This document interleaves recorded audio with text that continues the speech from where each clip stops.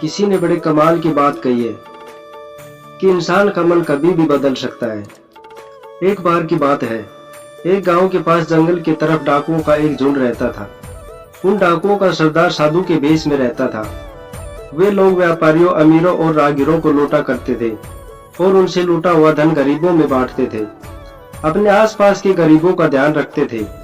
उन्हें लगता था कि राज्य में इन गरीबों को पूछने वाला कोई नहीं है। उन्हें राज्य की ओर से गरीबों के प्रति यह व्यवहार किसी विश्वासघात से कम प्रतीत नहीं होता था और उनकी बात एक हद तक सही भी थी।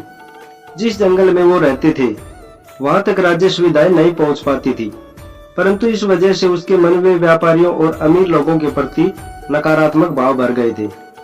एक दिन कुछ व्यापारियों का झुंड राज्य की राजधानी में लगे व्यवसायिक मेले से लौट रहा था। उनके पास व्यवसाय से कमाया हुआ बहुत सारा धन था, परंतु उन्हें उस रास्ते और जंगल के बारे में पता नहीं था। वो चलते चलते वहां पहुंच गए जहां वो डाकू लोग रहते थे। सारे डाकुओं ने धीरे धीरे उन्हें चारों तरफ से घेर लिया और देखते ही देखते सारे व्यापारी डाकुओं के घेरे के अंदर आ गए और फिर वो डाकू उन सभी व्यापारियों को डराने धमकाने लगे। तभी उन डाकुओं की नजरों से बचकर एक व्यापारी अपने धन का थैला लेकर धीरे धीरे भागा और भागकर वो पास के एक तंबू में घुस गया और जोर जोर से सांसें ले रहा था। भागते भागते थक गया था और डरा हुआ भी था। तभी उसने देखा कि उस तंबू के अंदर एक साधु माला जप रहा है। उसके हांफने की आवाज सुनकर साधु जप से उठा और उस व्यापारी से गुस्से में पूछा कि तुमने उसके जप में विघ्न क्यों डाला और आखिर उसने उसके तंबू में आने की हिम्मत कैसे की।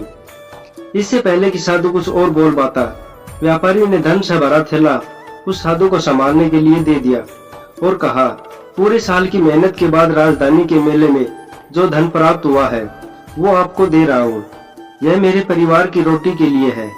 हमें डाकुओं ने घेर लिया है। यदि हम मारे गए तो मेरे परिवार तक ये धन पहुंचा दीजिएगा, अन्यथा वो लोग भूख से मर जाएंगे। हम सुंदरनगर के निधि सरोवर के पास रहने वाले व्यापारी हैं।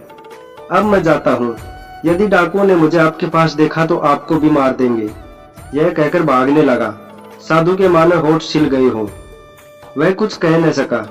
जब व्यापारी के जाने का एहसास हुआ तब वह यही कह पाया कि तुम निश्चिंत हो जाओ, मैं तुम्हारे धन की रक्षा करूंगा। व्यापारी के इस विश्वास ने डाकुओं के सरदार को अंदर तक झकझोर दिया था। वह यह सोचने पर मजबूर हो गया कि क्या राज्य की सुविधाएं उस जंगल में न पहुंच पाने की वजह से वह जिन लोगों को लूटता था वो गलत था, क्योंकि वो भी तो मेहनत से धन कमाया करते थे और उन्हें राज्य से ये धन प्राप्त तो नहीं होता था। इन सब बातों ने उन डाकुओं के सरदार को परेशान कर दिया। उसे ऐसा लगता था कि वो सही काम करता है, जबकि आज से उसे अपने किए पर पछतावा हो रहा था। तभी उसे व्यापारियों के चीखने की आवाज आई। वो भागता हुआ बाहर आया और उसने देखा कि व्यापारियों को बंदी बनाकर उन्हें उनके चेले डाकू मार रहे हैं। तभी वो तंबू के अंदर से छुपकर बाकी डाकुओं को रुकने का आदेश दिया। उनमें से एक डाकू ने हिम्मत कर तंबू में आकर आदेश के बारे में पूछा। तब सरदार डाकू ने कहा कि इन सभी व्यापारियों को जाने दो और इनका धन वापस कर दो। डाकू इस बात पर सहमत नहीं थे। उनके जीने खाने का यह एक स्रोत था। उस डाकू ने सरदार से कहा कि यदि यह गलत है तो हम आगे से मेहनत करके खाएंगे, परंतु अभी क्या खाएंगे और असहाय और वंचित लोगों को क्या खिलाएंगे। फिर सरदार ने कहा कि यदि ऐसी बात है तो लूट का आधा माल व्यापारियों को वापस कर दो और उन्हें जाने दो। इस पर सबकी सहमति बनी और व्यापारियों को आधा धन लौटा कर जाने की अनुमति दे दी गई। फिर हिम्मत कर व्यापारी अपना थैला लेने वापस तंबू में आया और यह क्या, अपनी आंखों से सच्चाई देखकर वह संतप्त था। जिस साधु को उसने अपना थैला दिया था वह साधु तो डाकुओं की टोली का सरदार था। लूट के धन को वह दूसरे डाकुओं में बांट रहा था। यह सब देख व्यापारी वहां से निराश होकर वापस जाने लगा। वह मुड़ मुड़ कर तंबू की तरफ देख रहा था और ठगा सा महसूस कर रहा था, मगर उस साधु ने व्यापारी को जाते देख लिया था और बाहर आकर उसने कहा, रुको, तुमने जो धन का थैला मुझे दिया था वह ज्यों का त्यों ही है। और साधु ने व्यापारी का धन से भरा थैला वापस कर दिया। अपने धन को सलामत देखकर व्यापारी खुशी से गदगद हो गया और साधु को दान देने की इच्छा जाहिर की, परंतु साधु ने मना कर दिया और हाथ जोड़कर नमस्कार कर तंबू की ओर चला गया। व्यापारियों का झुंड भी काफी खुशी खुशी अपने सुंदरनगर की ओर चल पड़ा।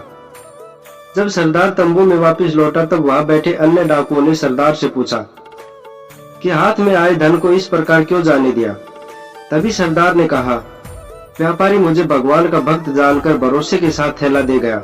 उसी कर्तव्य भाव से मैंने उसके थैले को वापस दे दिया।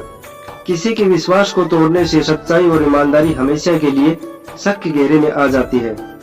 बिल्कुल वैसे ही जैसे राज्य की सुविधाएं यहाँ तक न पहुँच पाने की वजह से हमारा राज्य से विश्वास उठ गया और हम सच्चाई और ईमानदारी के रास्ते से भटक गए। परंतु आज व्यापारी की बात सुनकर एहसास हुआ कि हम राज्य की सुविधाएं तक नहीं पहुंच पाने का दंड सच्चाई और ईमानदारी से धन प्राप्त कर रहे लोगों को उनका धन लूट कर देते हैं और यह गलत है। आज से हम सब मिलकर मेहनत करेंगे और अपने साथ साथ सभी वंचित लोगों की सहायता भी करेंगे। अब सरदार की बात से सहमत हुए और डकैती छोड़कर ईमानदारी से धन कमाने की प्रतिज्ञा ली।